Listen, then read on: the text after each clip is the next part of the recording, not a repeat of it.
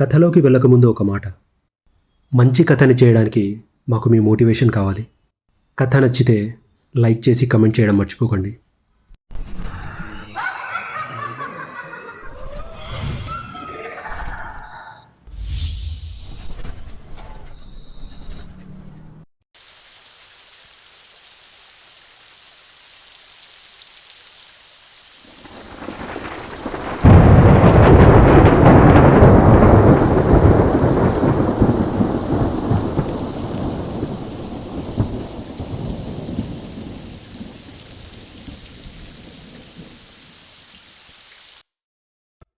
ఈ కథ 1960లో మొదలైంది.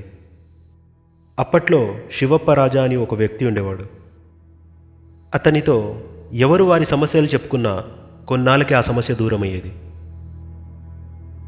మొదట్లో ఇది ఎలా జరుగుతుంది అనే ప్రశ్న మొదలైంది. దాని తర్వాత వీళ్ళ దగ్గర కొన్ని అతీత శక్తులున్నాయని జనాలు నమ్మడం మొదలుపెట్టారు. ఈ శివప్ప రాజాకి 2 కూతుర్లు, 1 కొడుకు. ఈయనకి కూతుర్లంటే చెప్పలేనంత ప్రేమ. అలా చాలా కొద్ది సమయంలోనే శివప్ప రాజా ఆ ఊర్లో చాలా పెద్ద మనిషిగా ఎదిగాడు. దాదాపుగా ఆ ఊర్లో సమస్యలు ఏమీ లేవు అనుకున్న సమయంలో శివప్ప రాజా చనిపోయాడని కబురు వస్తుంది. మెల్లిమెల్లిగా ఆ ఊర్లో మళ్ళీ సమస్యలు మొదలవుతూ ఉంటాయి.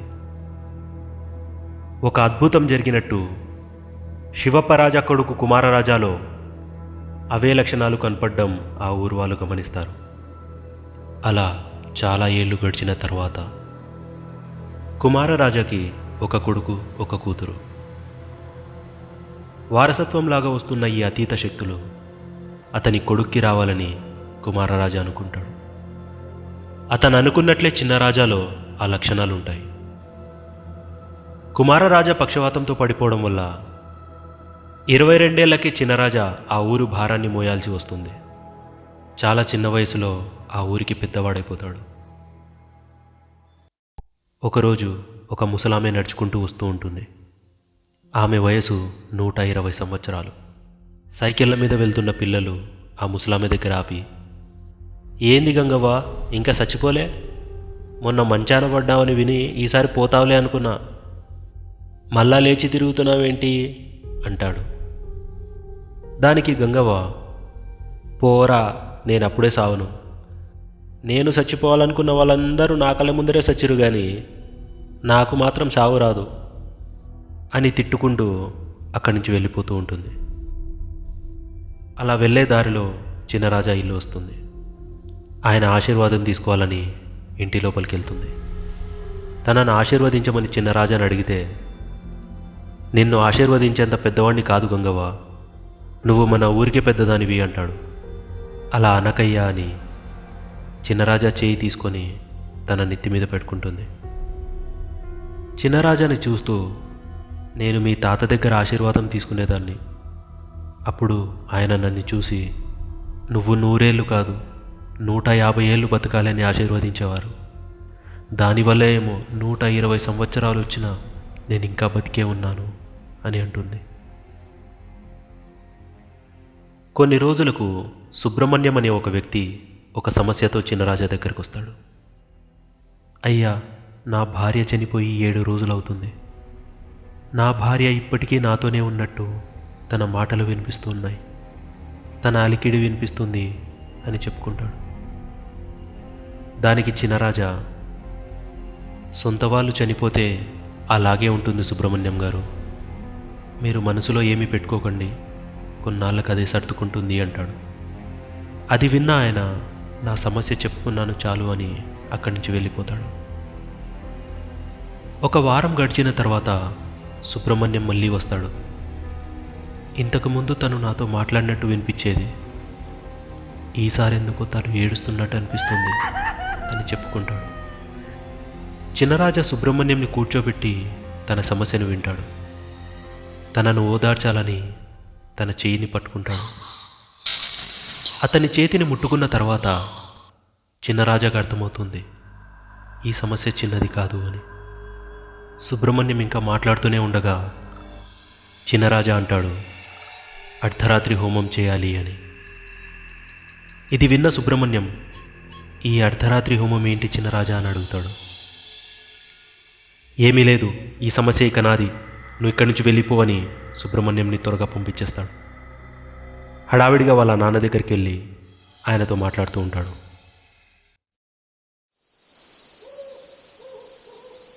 ఆ రోజు రాత్రి పక్షవాతంలో ఉన్న కుమార్ రాజా అతని కొడుకు వారి ఇంటి వెనకల పెరట్లో చేతబడి చేయడానికి సిద్ధం చేసి ఉంటారు. దీన్ని వీరు అర్ధరాత్రి హోమం అని పిలుస్తారు. వీరికి తరతరాలుగా వస్తున్న అతీత శక్తులు ఈ అర్ధరాత్రి హోమంతోనే వస్తున్నాయి. వీరు చేసే ఈ రకమైన చేతబడి తరచుగా చేస్తూ ఉండాలి, లేదంటే వీరికి ఎటువంటి శక్తి ఉండదు. అందుకని ప్రతి ఒక్కరి సమస్యను చేతబడి రూపంలోనే చేసేవారు.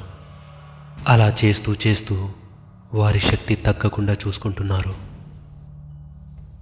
చేతబడి మొదలు పెడతారు.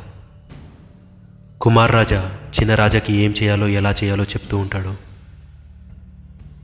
చాలాసేపు గడిచిన తర్వాత అనిపిస్తుంది, చేతబడిలో చేయి తిరిగిన వీరికే ఆ శక్తి పలకడం లేదు అంటే కుమార్ రాజా సుబ్రహ్మణ్యంని పిలువు అని చెప్తాడు. దీనికి చిన్నరాజా సుబ్రహ్మణ్యం మీద చేతబడి మొదలుపెట్టి ఆ చోటికి రమ్మని పిలుస్తాడు. స్పృహలో లేని సుబ్రహ్మణ్యం నిద్రలో అలాగే నడుచుకుంటూ హోమం దగ్గరికి వస్తాడు. అతన్ని ఆ ముక్కులో కూర్చోపెట్టి తన భార్య పేరు, వారి అమ్మ పేరు అడుగుతారు. చనిపోయిన ఏ మనిషి మీద చేతబడి చేసినా వాళ్ళు పలుకుతారు, కానీ ఎంత ప్రయత్నించినా సుబ్రహ్మణ్యం భార్య పలకట్లేదు. దీంతో వీరికి అర్థమైంది ఏంటి అంటే తన ప్రాణం ఎక్కడో కూర్చొని చేతబడి చేస్తుంది అని.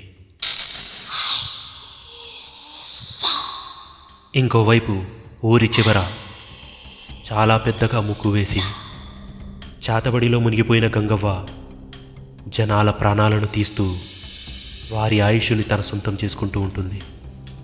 అలా చేస్తున్న గంగవ్వ తన శక్తులు తగ్గకూడదు అని ఆ రోజు రాత్రి ఒక చిన్న ఆట ఆడుతూ ఉంటుంది. పెద్దగా ముగ్గు వేసుకున్న ఆ గంగవ్వ దాని చుట్టూ ముళ్ళతో కంచెను తయారు చేసుకుంటుంది. దాని చుట్టూ అగ్గిని పెడుతుంది. మంత్రాలను జపిస్తూ జపిస్తూ ఆ ముగ్గులోకి ఒక ఎలుకను వదులుతుంది. ముగ్గు చుట్టూ ముళ్ళుండడం వల్ల ఆ ఎలుకకు ఎటు వెళ్ళాలో తెలియక ఆ ముగ్గులో తిరుగుతూనే ఉంటుంది. అలా తిరుగుతూ తిరుగుతూ ప్రతి ఒక్క రంగుని తన ఒంటికి పూసుకుంటూ ఉంటుంది. దాన్ని చూస్తూ నవ్వుతూ ఉన్న గంగవ్వ ఒక సంచిలో నుంచి పాముని బయటికి తీసి ఆ ముగ్గులోకి వేసేస్తుంది. పాముని చూసి భయపడిన ఆ ఎలుక ముక్కు మొత్తం తిరిగి తిరిగి చివరగా ఆ పాముకి దొరికిపోతుంది. ఆ పాము నోరు పెద్దగా తెరిచి ఆ ఎలుకను మింగేస్తుంది. దీన్ని చూసిన గంగవ్వ నవ్వుతూ నవ్వుతూ పిచ్చిదానిలా ప్రవర్తిస్తుంది. గంగవ్వ ఇలా ఎంతమంది ప్రాణాలను తీసింది, గంగవ్వ ఎంతమంది ఆయుష్ని తన సొంతం చేసుకుంది, ఇంకా గంగవ్వ ఏమేం చేయబోతుంది? ఇక గంగవ్వ ఆట మొదలు. కుమారరాజా అతని కొడుకు చిన్నరాజా శివప్పరాజా ఫోటో దగ్గర కూర్చొని ఆలోచిస్తూ ఉంటారు. మన ఊర్లో చేతబడి చేసేవాళ్ళు ఎవరు ఉండొచ్చు? ఇంత అనుభవం ఉన్న మనకే ఢీ కొట్టేలా చేతబడి జరుగుతుంది అంటే మన ఊరికి ఏదో ముప్పు రాబోతుందని కుమారరాజా చెప్తాడు. చిన్నరాజా మాత్రం ఒక్క మాట కూడా మాట్లాడకుండా తండ్రినే చూస్తూ ఉంటాడు. ఇంతలో పట్నంలో చదువుకుంటున్న కుమారరాజా పెద్ద కూతురు గౌతమి బ్యాగ్ వేసుకుని ఇంటికి వస్తుంది. కూతుర్ని చూడగానే కుమారరాజా అన్నీ మర్చిపోయి కూతుర్ని దగ్గరికి తీసుకుంటాడు. చాలా ప్రేమగా యోగక్షేమాల గురించి అడుగుతూ ఉంటాడు. తన హెల్త్ గురించి, కాలేజ్ గురించి, ఇంకా ఎలా చదువుకుంటున్నావు అని అడిగితే అంతా బాగుంది నాన్న, రేపు పండగ కదా, తిర్రూస్పురం, దానికోసం వచ్చాను అంటుంది. ఇంతలోనే కొంతమంది యువకులు కుమారరాజా ఇంటికి వచ్చి ప్రతి సంవత్సరంలాగే ఈ సంవత్సరం కూడా మీ ఇంటి నుంచే ఊరి ప్రజలకు ఆహ్వానం అందాలని కోరుతారు. దీనికి కుమారరాజా చాలా సంతోషంగా ఈసారి నా కూతురు ఆహ్వానిస్తుంది అని చెప్తాడు. గౌతమి ఒక్కొక్క ఇంటిని ఆహ్వానిస్తూ వరుసగా వెళ్తూ ఉంటుంది. కుమార్ రాజా ఆ ఊరికే పెద్ద. అలాంటి ఇంటి నుంచి ఆహ్వానం అందడంతో ఆ ఊరి ప్రజలు చాలా సంతోషంగా ఉన్నారు. అంతేకాకుండా ఈసారి ఆహ్వానించడానికి వచ్చిన గౌతమిని చూసి ఇంకా సంతోషంగా ఉన్నారు. అలా వెళ్తూ వెళ్తూ గౌతమి గంగవ్వ ఇంటికి వెళ్తుంది. ఆ సమయంలో గంగవ్వ ఏదో నూరుతూ ఉంటుంది. గౌతమి రాగానే గంగవ్వ కళ్ళు పెద్దగా చేసుకొని చూస్తుంది. నన్ను గుర్తుపట్టావా గంగవ్వ అని గౌతమి అడగగానే, నువ్వు కుమార్ రాజా కూతురువి కదూ, నిన్నెలా మర్చిపోతాను అని అంటుంది. అయినా ఈ ఊర్లో ప్రతి ఒక్క ఇంటి గురించి అణువు తెలిసిన ఒకే ఒక్కదాన్ని నేను అంటుంది. ఇంతలో గౌతమి మాట్లాడుతూ, అవును గంగవ్వ, నువ్వు మన ఊరికి పెద్దదానివి కదా, అందుకే నిన్ను చూస్తే నాకు చాలా సంతోషంగా ఉంటుంది అంటుంది. దానికి గంగవ్వ గౌతమిని దగ్గరికి తీసుకొని తన తల వెంట్రుకల్ని లాక్కుంటుంది. పండగకు ఆహ్వానించడానికి వచ్చావా, చాలా సంతోషం అని గౌతమిని పంపించేస్తుంది. గౌతమి వెళ్ళిపోతూ ఉంటే తన చేతిలో ఉన్న రోకల్ని గట్టిగా దంచుతూ ఉంటుంది. కేరళలో తిర్రుస్పూరం అనే ఫెస్టివల్ చాలా పెద్ద ఫెస్టివల్గా చెప్పుకుంటారు. వడక్కుం నాథ టెంపుల్. ఇక్కడి నుంచి మొదలయ్యే ఈ పెద్ద జాతరకు చుట్టుపక్కల ఉన్న 10 దేవాలయాల నుంచి విగ్రహాలను ఏనుగులపైన ఊరేగిస్తూ తీసుకెళ్తారు. కొన్ని లక్షల మంది ఆ జాతరని చూడ్డానికి వస్తారు. ఈ పండగ కోసం 100కు పైగా ఏనుగుల్ని తెచ్చి వారిని అలంకరించి ఊరేగింపు తీసుకొని వస్తారు. అక్కడ వినిపించే సంగీతం బహుశా మీరెప్పుడు విని ఉండరు. చాలా వైభవంగా జరిగే ఆ పండగలో దేవుళ్ళు స్వయంగా ఆ ఊరికి వస్తారని ఆ ఊరి ప్రజల నమ్మకం. ఆటపాటలతో సంతోషంగా ఉన్న ఆ సమయంలో చిన్నరాజా మాత్రం చాలా దిగులుగా కనిపిస్తూ ఉంటాడు. తన తండ్రితో మాట్లాడుతూ, మనకేదో కీడు జరగబోతుందని నాకు అనిపిస్తుంది నాన్నగారు అంటాడు. అది విన్న కుమార్ రాజా ఇక్కడేం మాట్లాడకు అని అంటాడు. కానీ గంగవ్వ మాత్రం తనకేమీ తెలియనట్టు అందరినీ నమస్కరిస్తూ పలకరిస్తూ ఉంటుంది. మొత్తానికి జాతర మాత్రం అనుకున్నట్లు వైభవంగా జరిగింది. ఆ మరుసటి రోజు నుంచి ఆ ఊర్లో చిన్నపిల్లలు కనబడకుండా పోతూ ఉంటారు. ఆ ఒక్కరోజు మాత్రమే 8 మంది పిల్లలు కనబడకుండా పోతారు. అప్పుడు ఆ ఊరి ప్రజలకు భయం పుడుతుంది. ఇంతకుముందు ఎప్పుడూ ఇలా జరగలేదు, ఏమై ఉంటుంది అని ఊరంతా వెతకడం మొదలు పెడతారు. ఇంకా చేసేదేం లేక ఊరి ప్రజలు చిన్నరాజా దగ్గరికి వస్తారు. మీతో చెప్పుకుంటే ఎలాంటి సమస్య అయినా తీరుతుందని మాకు తెలుసు, కానీ మా పిల్లలకు మించి మాకేం అవసరం లేదు, ఇదొక్కటి తీరితే చాలు అని ఊరి ప్రజలు ఆయన ముందు వేడుకుంటారు. ఇది విన్న కుమార్ రాజా చిన్నరాజాకి ఒక చిన్న పాత్రలో త్వరగా నీళ్లు తీసుకొనమ్మని చెప్తాడు. చిన్నరాజాను కూర్చోబెట్టి ఆ పాత్రలో ఏం కనిపిస్తుందో నాకు చెప్పు అని కుమార్ రాజా అడుగుతాడు. ఆ నీటిని చూస్తున్న చిన్నరాజాకి కొద్దిసేపు తర్వాత పిల్లలు కనిపిస్తారు. కానీ ఆ దృశ్యం అతి భయంకరంగా ఉంటుంది. చిన్నపిల్లలందరూ పాడి మీద పడుకొని ఏడుస్తూ ఉంటారు. కంగారు పడుతున్న ఆ ఊరి ప్రజలు పిల్లలు ఎక్కడ ఉన్నారు అని అడిగితే జాగ్రత్తగా చూసి ఊరి బయట పాడుపడ్డ స్కూల్లో ఉన్నారు అని చెప్తాడు. భయంతో వణికిపోతున్న ఆ ఊరి ప్రజలు ఒక్కసారిగా వెనక్కి తిరిగి స్కూలు వైపుకు పరుగులు తీస్తారు. వాళ్ళతో పాటు చిన్నరాజు కూడా లేచి వెళ్ళడానికి చూస్తే తండ్రి కూర్చొని పూర్తిగా చూడమని చెప్తాడు. అలా చూస్తున్న చిన్నరాజాకి పెద్ద కత్తి కనిపిస్తుంది. దాన్ని చూసి భయపడిన చిన్నరాజా తండ్రితో ఇలా అంటాడు, ఎవరో కత్తి పట్టుకొని నిలబడ్డారు, పిల్లల్ని చంపేస్తారేమో అని అంటే దానికి కుమార్ రాజా పూర్తిగా చూడమని చెప్తాడు. అలా చూస్తున్న చిన్నరాజాకి భయంకరమైన ముఖంతో తన అక్క గౌతమిని చూస్తాడు. కానీ అప్పటికే ఊరి ప్రజలందరూ స్కూల్ దగ్గరికి వెళ్ళిపోయి ఉంటారు. అక్కడ ఉన్న గౌతమిని చూసి ఆ ఊరి ప్రజలు భయపడిపోతారు. కానీ గౌతమి మాత్రం నవ్వుతూ పెద్దగా ఒక మంత్రాన్ని జపిస్తుంది. చేతిలో ఉన్న కత్తితో ఒక్కసారిగా ఒక వేటు వేసి చిన్నపిల్లాడి తలని వేరు చేస్తుంది. ఇంతటి దృశ్యం చూసిన తర్వాత కూడా ఆ ఊరి ప్రజలు కదల్లేని పరిస్థితి. ఎందుకంటే తను జపించిన మంత్రానికి, ఆ రక్తం నుంచి వచ్చే వాసనకి వారు ఏదో మత్తులోకి వెళ్ళిపోయి ఉంటారు. అప్పుడు గౌతమి అక్కడి నుంచి నవ్వుకుంటూ పారిపోతుంది.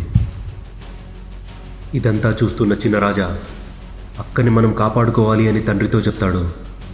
కానీ తండ్రి మాత్రం ఇదంతా ఎవరు చేస్తున్నారో నాకు తెలియాలి, కూర్చొని చూడమని చెప్తాడు. ఇప్పుడు ఆ పాత్రలో ఇంకొక దృశ్యం కనిపిస్తుంది. ఎక్కడో పెద్దగా పేర్చిన మంట వెలుగులో గంగవ్వని చూస్తాడు చిన్నరాజా.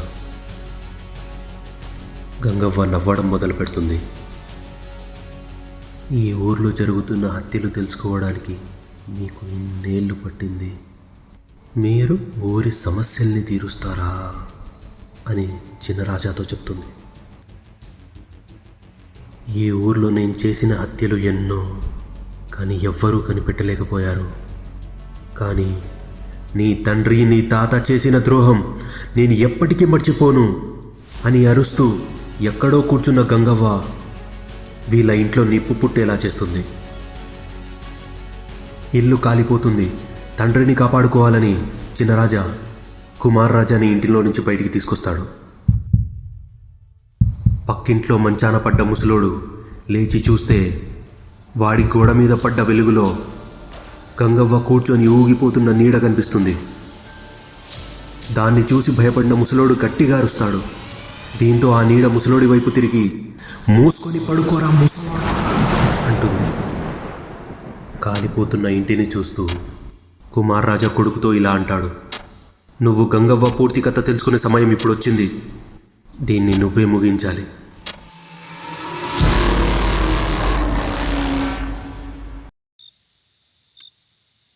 ఒకరోజు రాత్రి కాంచాయిని దంపతులు ఒక ఇంటి తాళాన్ని తెరవడానికి ప్రయత్నిస్తూ ఉంటారు. వాళ్ళు ఆ ఇంటికి దొంగతనానికి వచ్చారు. ఒక తాళం తెరవడానికి నీకింత సమయం పడుతుంది, నీకేం చేతనవుతుంది అని కాంచాయిని తన మొగుడిని తిడుతూ ఉంటుంది. చాలాసేపు ప్రయత్నించిన తర్వాత ఆ తాళం తెరుచుకుంటుంది. చాలా హడావిడిగా లోపలికెళ్ళి చేతికి దొరికినవన్నీ అక్కడి నుంచి దోచేసుకుంటారు. అక్కడ కాంచాయినికి ఒక లాకెట్ దొరుకుతుంది. కాంచాయిని ఏమీ ఆలోచించకుండా అది తన మెడలో వేసుకుంటుంది. సంతోషంగా ఆ ఇంటి నుంచి బయటికి వచ్చేస్తారు.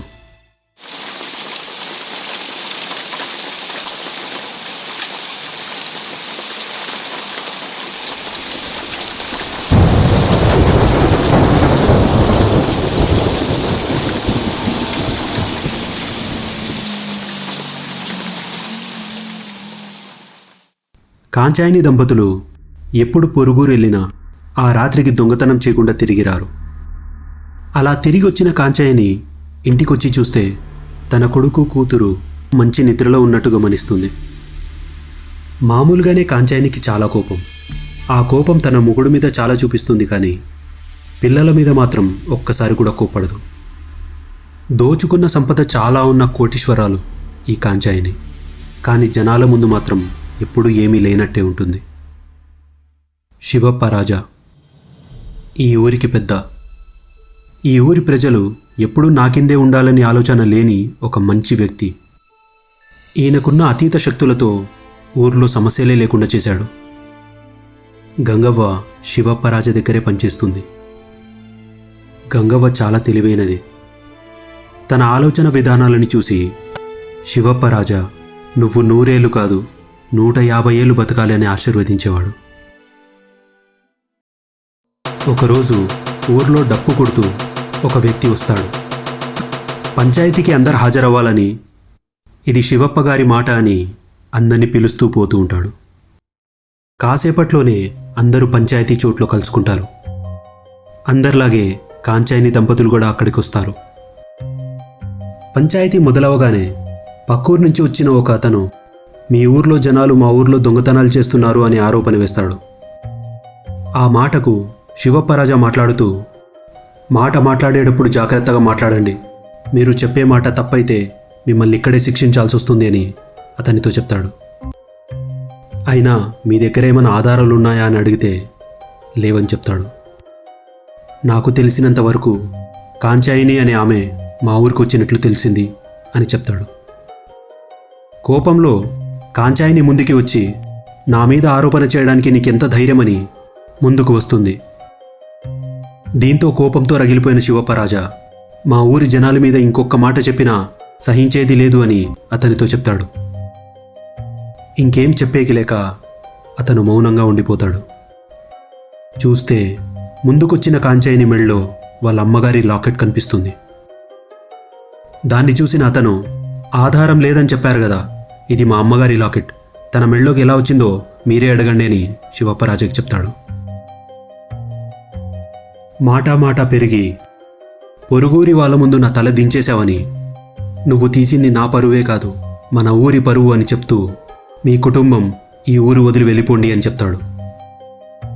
అలా మాట్లాడుతూ ఉండగా కాంచాయిని మొగుడు ముందుకు వచ్చి తను చేసిన తప్పుకి మేమెందుకు వెళ్ళాలి అని, అయినా ఈ కోపిష్టి దాంతో ఉంటే నా పిల్లలు కూడా చెడిపోతారు, బహిష్కరించాలంటే తనొక్కదాన్నే బహిష్కరించమని శివప్పరాజాని కోరుతాడు. అలా చాలాసేపు చర్చించిన తర్వాత కాంచాయినిని ఊరి నుంచి వెలివేస్తారు. కానీ తను మాత్రం ఊరి పులిమేరలో కూర్చొని తన మొగుడిని పిలుస్తూనే ఉంటుంది. అలా ఊరి నుంచి వెళ్ళిపోయిన కాంచాయిని చెడు సావాసాలకు అలవాటు పడుతుంది. మద్యం తాగుతూ రోజు పొలిమేర దగ్గర గొడవ చేస్తూ ఉంటుంది. అప్పుడు కాంచాయినికి మంత్రసానులు పరిచయం అవుతారు. వారితో ఉండి కొన్ని శక్తులు అదుపు చేసుకునేలాగా కొన్ని మంత్రాలను తను నేర్చుకుంటుంది. కొన్ని రోజుల తర్వాత కాంచాయిని దంపతులు మళ్ళీ దొంగతనానికి వెళ్తారు. అక్కడ కాంచాయినితో పాటు అతని మొగుడిని కూడా చూసిన కొంతమంది ఊరి ప్రజలు ఈసారి ఊర్లోకి వచ్చి శివప్పరాజాని నిందిస్తారు. మీకు చేత కాకపోతే వీళ్ళిద్దరినీ మాకప్పచెప్పండి, మేమే బుద్ధి చెప్తామని ఆ ఊరి ప్రజలు కోపంతో రగిలిపోతూ ఉంటారు.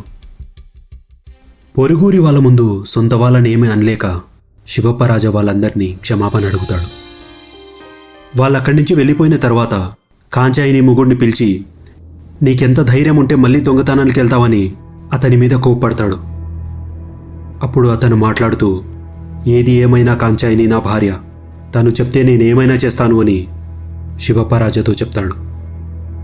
ఈ మాటతో కోపంతో రగిలిపోతున్న శివప్పరాజా ఇతన్ని చెట్టుకు కట్టేసి కొట్టమని ఊర్లో వాళ్ళకి ఆదేశిస్తాడు. ఇది తెలిసిన కాంచాయిని ఊర్లో అడుగుపెడుతుంది.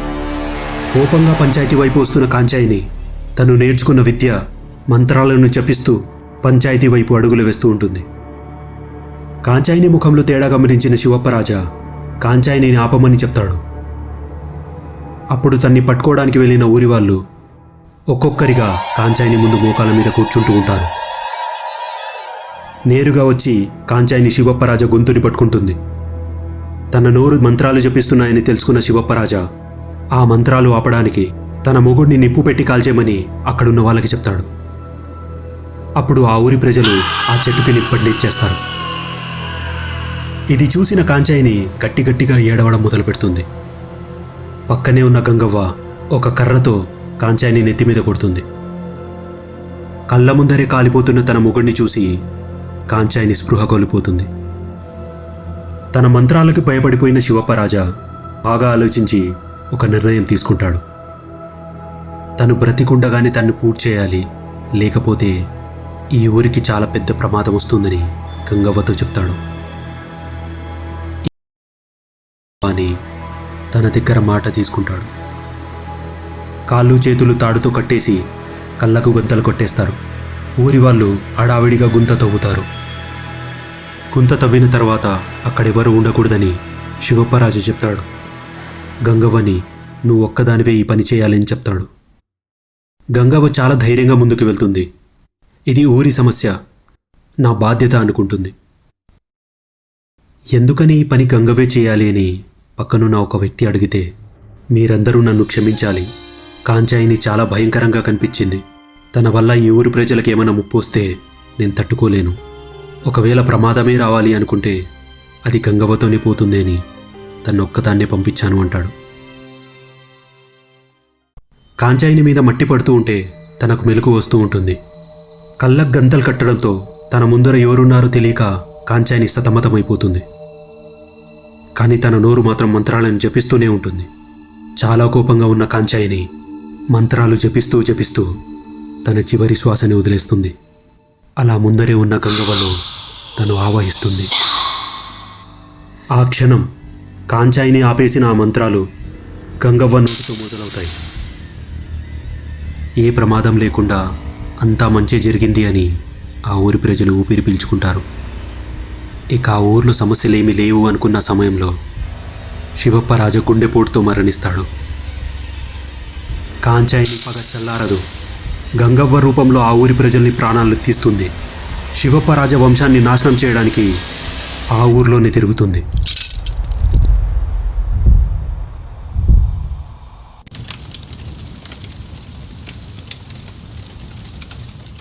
అంతా అప్పుడే ముగిసిపోయిందనుకున్నా.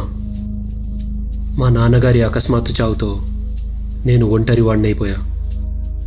ఆ సమయంలో నా కుటుంబ బాధ్యతే కాకుండా ఊరి బాధ్యతలు కూడా నా మీదే ఉన్నాయని తెలుసుకునే లోపు చాలా కాలం దాటిపోయింది.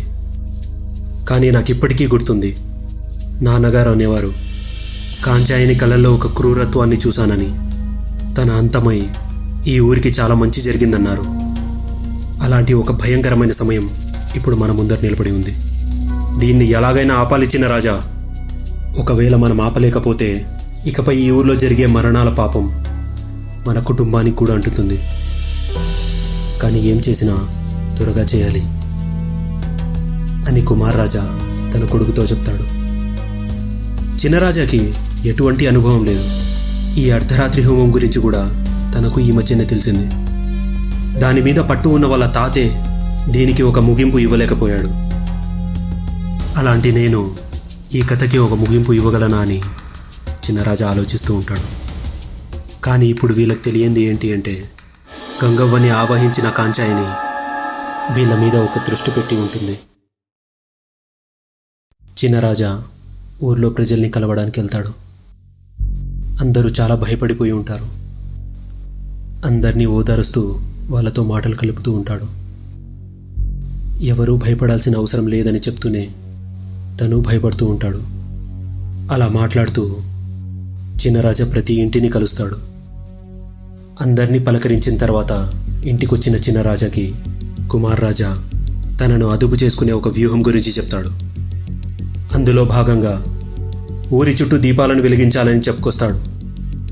అది ఎట్టి పరిస్థితిలోనూ ఆరిపోకూడదు అని చెప్తాడు.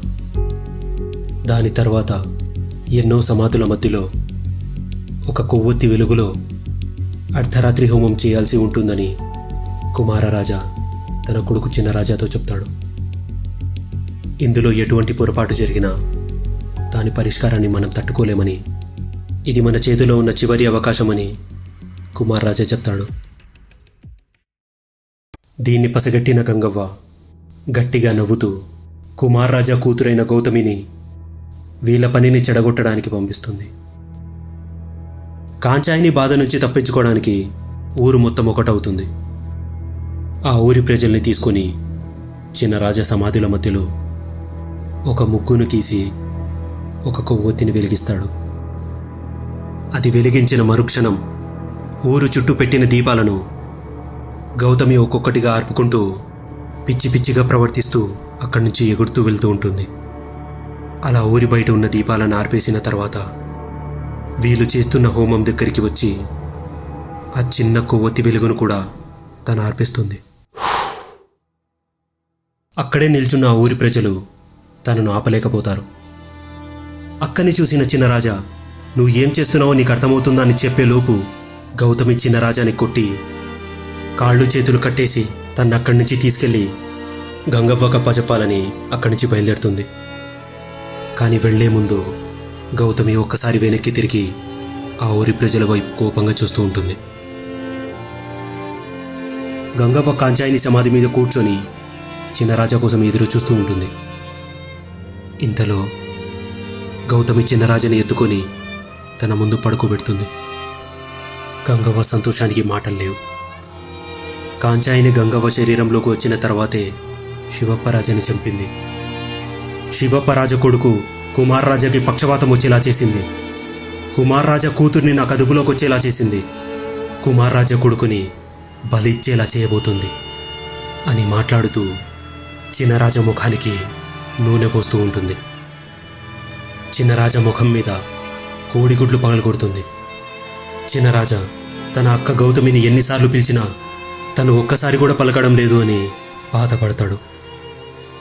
ఇంతలో తన పక్కనే ఉన్న పాము సంచిని గంగవ్వ బయటికి తీస్తుంది. చిన్నరాజా ఊర్లో ప్రజల్ని కలిసింది వాళ్ళను ఓదార్చడానికో వాళ్ళకు ధైర్యం చెప్పడానికో కాదు. ఊర్లో జరిగిన ఆకస్మాతిక మరణాలు ఎవరివో తెలుసుకోవడానికి. వాళ్ళ పేర్లు తెలుసుకుంటూ వాళ్ళ కుటుంబాల్ని కలుస్తాడు. గంగవ్వ చేతిలో ఎంతమంది చనిపోయారో వాళ్ళందరి లిస్టు తయారు చేస్తాడు. కుమార్రాజా మాట్లాడుతూ, ఈ ఊరు చీకటైపోవాలి, ఒక చిన్న కొవ్వొత్తి వెలుగు కూడా ఈ ఊర్లో ఉండకూడదు, కానీ ఇదంతా కాంచాయిని వల్లే జరగాలి అని కుమార్రాజా చెప్తాడు. అంతా వీళ్ళు అనుకున్నట్లే జరుగుతోంది. గౌతమి వల్లే ఆ ఊరు చీకటైంది. కుమార్రాజా అనుకున్నట్లే ఆ హోమాన్ని పూర్తి చేశాడు. చీకటైపోయిన ఆ ఊర్లో ఒక అతను కొవ్వొత్తిని వెలిగిస్తాడు. అప్పుడు ఆ కొవ్వొత్తి నుంచి వచ్చే పొగ ఒక ఆకారంలా మారుతూ ఆ ఊరి ప్రజలతో మాట్లాడుతుంది. అలా చూస్తూ చూస్తూనే ఎన్నో రూపాలుగా మారిపోతుంది. ఎన్నో సమాధుల మధ్యలో చేసిన ఈ హోమం ఆయుష్ తీరకుండానే గంగవ్వ వల్ల మరణించిన ఆ ఊరి ప్రజల సమాధుల మధ్యలో జరిగింది. దీనివల్ల తన చేతిలో మరణించిన వాళ్ళందరూ ఆత్మలుగా మళ్ళీ వచ్చారు. వాళ్ళు వారి వారి కుటుంబాలను చూస్తూ వారితో మాట్లాడడం మొదలుపెట్టారు. ఇందులో సుబ్రహ్మణ్యం భార్య కూడా ఉంటుంది. ఆ ఆత్మలు కుటుంబ సభ్యులతో మాట్లాడుతూ, మాకు ఇలాంటి చావునిచ్చిన ఆ గంగవ్వని అస్సలు వదలము అని చెప్పి ఆ ఆత్మలన్నీ గంగవ్వ వైపు ఒక్కసారిగా బయలుదేరతాయి. చిన్నరాజాని చంపడానికి మొత్తం సిద్ధం చేసుకున్న గంగవ్వ పాము ఉన్న సంచిని చిన్నరాజా తలకు కట్టడానికి సిద్ధమవుతుంది. పొగ రూపంలో ఎంతో వేగంగా వస్తున్న ఆత్మలు గంగవ్వని చూడగానే చాలా కోపంగా తన నుదుటిలోకి దూరిపోతాయి. దీంతో నిక్కబొడిచిపోయిన గంగవ్వ కళ్ళు పెద్దగా చేసుకుని ఆకాశం వైపు చూస్తూ ఉంటుంది. చూస్తూనే ఆ ఆత్మలన్నీ కలిసి కాంచాయిని గంగవ్వ శరీరంలో నుంచి బయటికి తీసి గాల్లో కలిసిపోతాయి. గంగవ్వ శరీరానికి ఆయుష్ తీరిపోయి చాలా కాలమైంది. కాంచాయిని మంత్రాలతో మాత్రమే ఆ శరీరం ఇంకా బతికి ఉంది. కాంచాయిని ఎప్పుడైతే ఆ శరీరంలో నుంచి బయటికి వెళ్ళిపోయిందో గంగవ్వ శరీరం కరిగిపోయి ఆ మట్టిలో కలిసిపోతుంది. కాంచాయిని ఆత్మ ఆ ఊరిని విడిచింది. కాంచాయిని వల్ల అలసిపోయిన ఆ ఊరి ప్రజలు మోకాళ్ల మీద కూర్చొని ఆకాశం వైపు చూస్తూ ఉంటారు. ఇప్పుడు ఆ ఊరికి మనశ్శాంతి దొరికింది. మా స్టోరీస్ ఎలా ఉన్నాయో మీ కామెంట్ రూపంలో తెలియజేయండి. Please subscribe to our channel and keep supporting us.